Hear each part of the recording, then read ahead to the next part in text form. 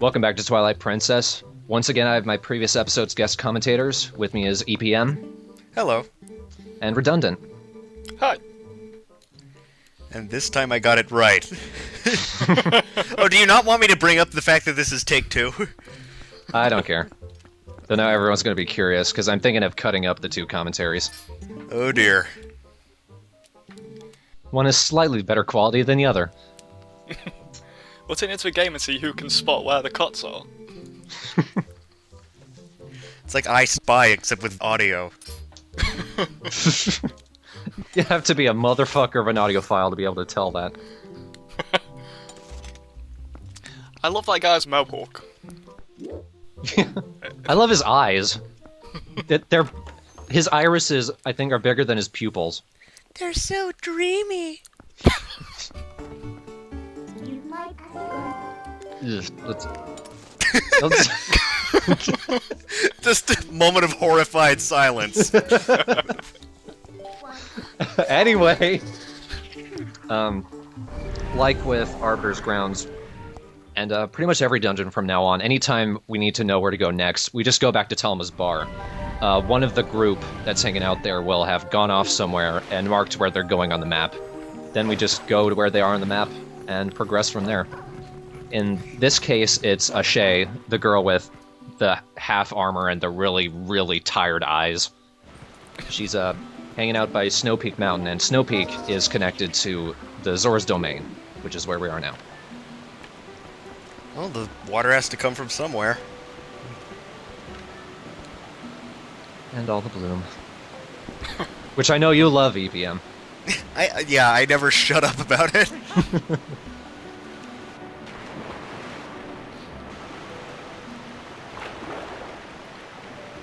In the previous parts, you might have seen this little wall of ice over in this direction. I guess since it's warmed up, it's melted away. And now we have a cave over to the Snowpeak province. You know, what is it with the helmets in this game? Like, I've yet to see a single helmet that someone can actually see through. I don't know. And actually, now that you bring it up, I think we see that helmet later on something that, when you think about it, it's actually kind of scary. I'm not sure that helmet could ever be intimidating, though. Like, the Vikings put the horns on the helmets to be really big and intimidating, then the Zora is just a fish face. Speaking of silly... Speaking of silly... Hi! Hey, Hello there! Oh, it's just a Shay. Yes. Swish your perfectly still hair. Speaking of hair, she's got the strangest parting on it that I've ever seen. It's like she has an inverse widow's peak. It's like she took normal hair and then turned it inside out. Or it's like a toothbrush mustache on her head. Yeah, that'd be a popular playground. Hey, Hitler head, get off the field! Hey, Hitler head is a sentence I never thought I'd hear.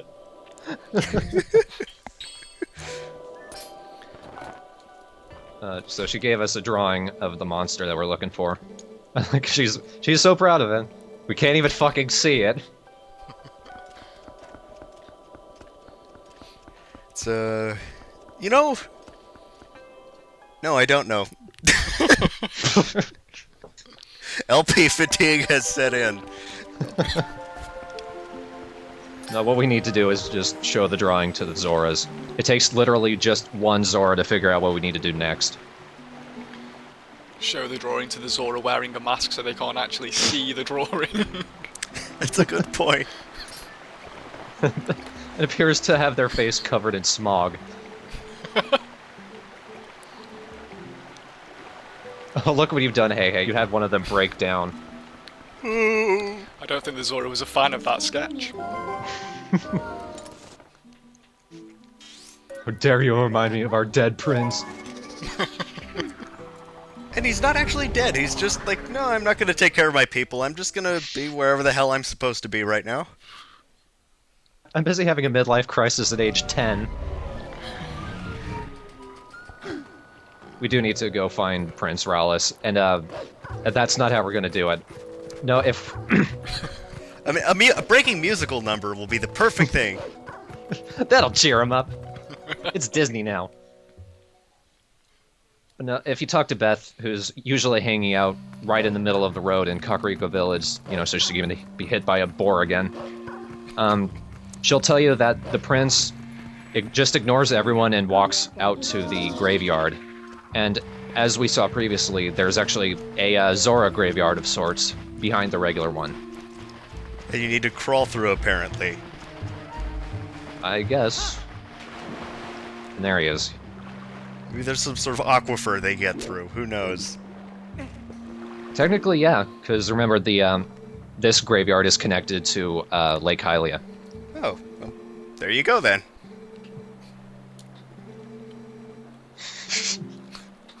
The thing with this guy, didn't they pull the whole insecure prince of his people thing in Wind Waker as well? Yeah, they did. Rito something? Yeah. He's the prince of the Rito. I don't know. I can't remember his name. Kamali? Yeah, that's the one. I still can't get over how much naming the character Hey Hey ruins any serious dialogue. Look closely, hey hey!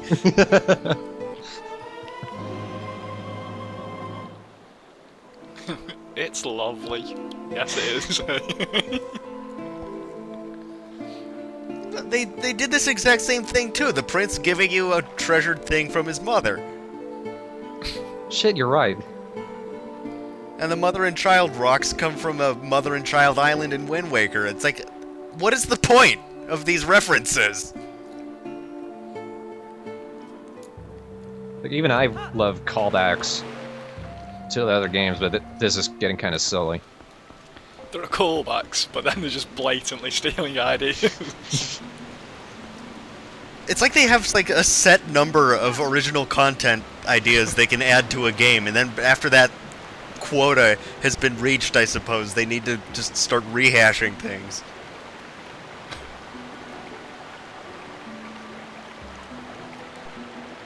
By the way, is it just my video, or does Link glow red whenever he's swimming around here? No, that seems to be the case. If you look over, you could see a Zora's glowing red too. Huh. I'm guessing it's just the stink of the Reekfish. See? Yeah. Fish on! Yes, I finally have figured out how to fish properly. I'm just giggling at how Link's arm is the only thing that moves when he's fishing. The rest of his body stock still. It looks like you could snap it like a twig. Pretty much. Those are the mother and child rocks. You can only tell that because one's bigger than the other. I like that you get the sense of the Reekfish, and it's not put off at all by the fact that there's a dozen or more in the lake. Just Yeah. straight there. Good point.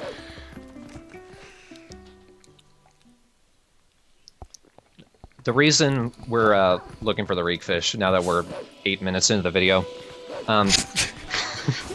You're shitting up your video. they're all like this, seriously.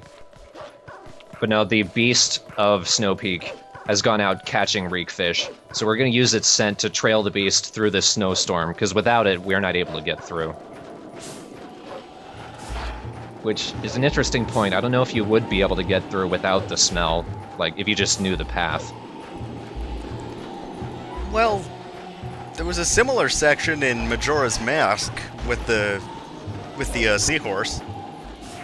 Yeah, and the Poe in the Desert Colossus, I think. That too. Speaking of pose. Oh yeah, there's another one. This is clearly their natural habitat. They blend in so well with natural camouflage.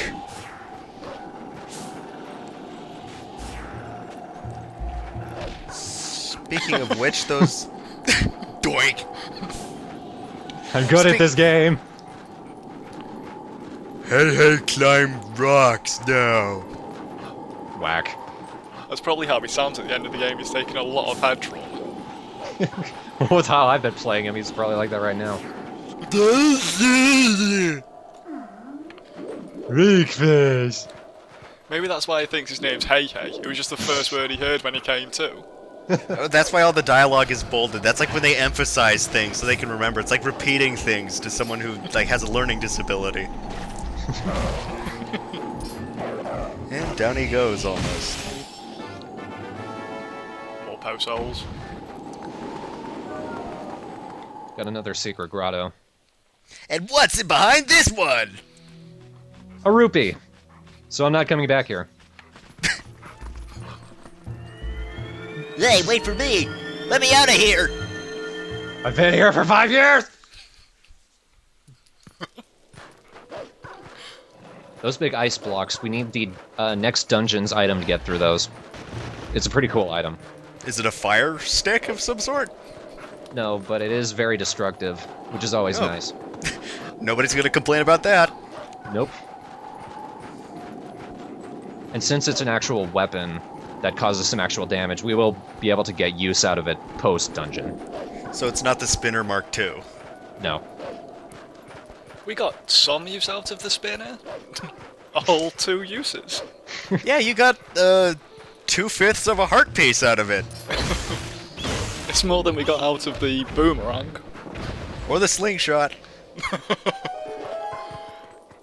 I forgot about the slingshot. I think it's so bad I forgot that's actually a weapon in this game. It qualifies as a weapon? I mean, can you actually deal damage with it? Not anymore. Really, if anything takes more than 2 hits, it will not be hurt by the slingshot. Ah. Got another Howling Stone. I have no idea what song this is. We've gone well beyond the point where I recognize anything. Yeah. You don't really see that kind of hold on a Zelda song much, so I have no idea what that could be. Maybe it's from like Oracle of Ages and Seasons or something, or who knows. They usually have some connection to like Ocarina of Time or Majora's Mask. Though I know one of them I think is actually the Ballad of the Windfish. I'm not sure which one it is though. Yeah, I think someone mentioned that in the thread. I like that the wolf actually moves his head up and down when he changes pitch, because that's exactly how you control pitch when you're speaking. Just slightly tilt your head back and you'll speak higher. Well, that's not what you're doing right now. Hey, you can't see it, but I'm doing exactly that as I go up and down. Like a parrot. What? Learning how to dance. More bloom for you there. I think I heard traces of some flute in the background right there, but I still can't figure out what the song is. Yeah, I really don't know. So after the Mortal Draw, is this skill any useful? Like, you don't have to tell us what it is, but... If I can remember which attack it is, I'll tell you. Fair enough. Because after the Mortal Draw, my mind just goes blank. Actually, I think I remember what it is. I can't quite get the hang of it myself, but you can get some use out of it, yeah. Okay. So it's better than the other 4 things that you got that weren't the Mortal Draw. Yeah. Wait, how did the snow monster get through that tiny little hole? That's where the smell goes. That's a good point, actually. You're climbing this ladder whether you want to or not! I will defy you in some way. By the way, those are ice keys, and yes, if they touch you, you will freeze. Unless you're in the air. He said shortly before being not frozen. Everyone knows that falling prevents freezing. Yes, it's the friction through the air. It warms you back up. Just like how the fall doesn't kill you, it's the landing. Pretty much.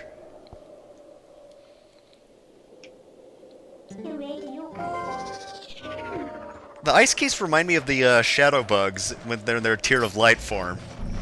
Yeah, they do. Oh, more of these guys, really? You know how the last time they gave us 5? 1, 2, 3. That's it.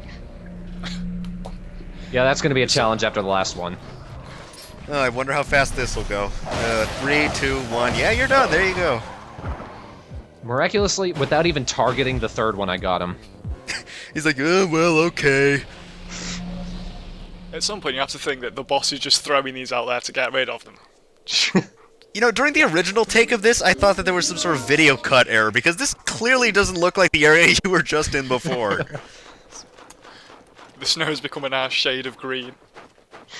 And there's this guy. I love this guy. Hello. That's Yeto. He's a Yeti. See what they did there? Creative naming. Whoa! He has a big fish. Yeah, That's still alive. The fish I caught wasn't half as big as that. I think the fish you caught was like the size of its tail fins, maybe. And like EPM just said, I like that he's managed to get from the lake all the way up here and the fish is still fine. It's like, flopping around. Okay, what is this?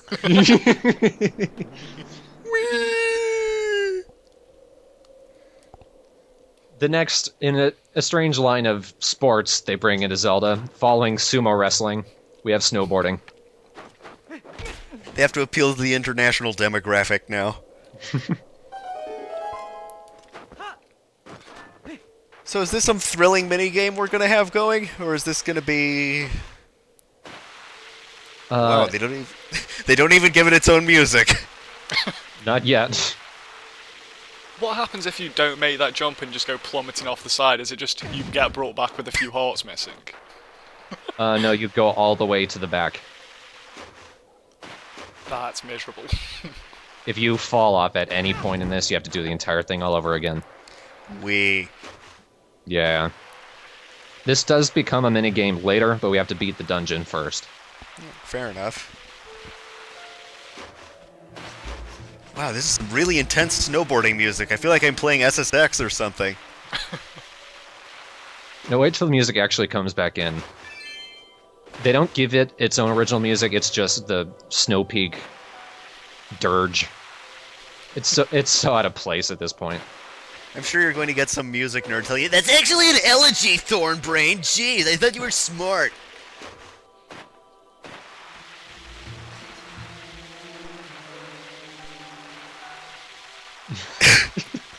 So How do you late. make silly voices for, like, so long without having to, like, kill yourself?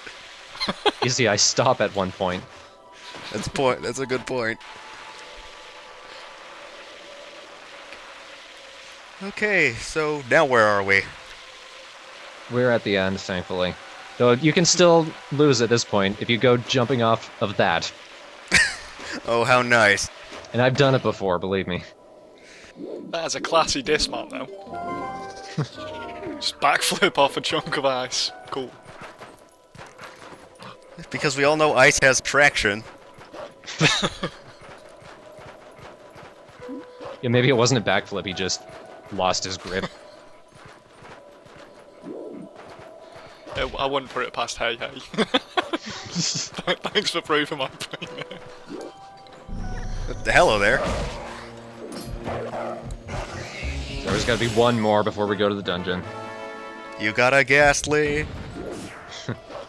And there's gonna be plenty more in the dungeon, believe me. It's pretty small looking. Though they hide them surprisingly well. That's nice of them. Need a challenge at some point. So, the next dungeon, we will enter the Snowpeak Ruins. Or Telma's Bar if you're like us and have the video loop. Actually, since last part, I did a little mini interview with EPM. I figured I'd ask Redundant a couple things. Redundant, you did was it a time shift LP? Yeah, that's the one. It did not go brilliantly. Yeah, it didn't really get off the ground. Are there any plans for you to do an LP in the future? I plan on getting the time shift LP started again at some point as soon as possible, really. It's just time constraints at the moment. I am vaguely busy. Like, will you be continuing where you left off, or will you be completely restarting it? No, I'll continue from where I left off. I've got a little bit of game footage already recorded for it. It's just finding the time to finish it off and then get commentary sorted. Really, All right. it's getting there, slowly but surely. All right, cool. Then I might actually watch the third. I watched. I watched the second, like first and second parts. I haven't watched the third one yet. That's understandable. I'm glad you made it through the second part. Did things go really wrong for the second one? Not particularly. That was the one where I had to record twice and splice it together because the first commentary was awful. It was just filled with dead air. It was ridiculous. It was at that point that I realised that LPing is more effort than I thought it was going to be. Oh, it seems easy at the start. Always does. And then you want a good video out of it, you realize you have to work for it. Well, yeah, it's you can churn out the videos if you really want to, but they'll be atrocious. I quickly found that out. Oh, yeah. I had to realize that retroactively. But you realised it. That's the most important part. Thankfully, a good year before I joined SA.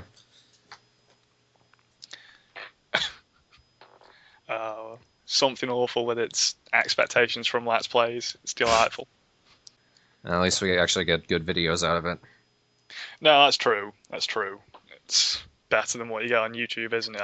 I'm happy to deal with the expectations if it means I don't have to watch a camcorder LP. Oh, yeah. You ever look at the sandcastle, though? A couple times. I try to ignore it. Yeah. I love the subtitles to voice commentary debates that crop up all the time. Anytime someone posts a vaguely atmospheric game, it always kicks off, and it's delightful. Holy shit. Live on video, I just cut my finger open on a soda can. I've done that with tuna. Oh, wow, that's bigger than I expected. Wow. It bleeds. Oh, I should start exporting this, shouldn't I?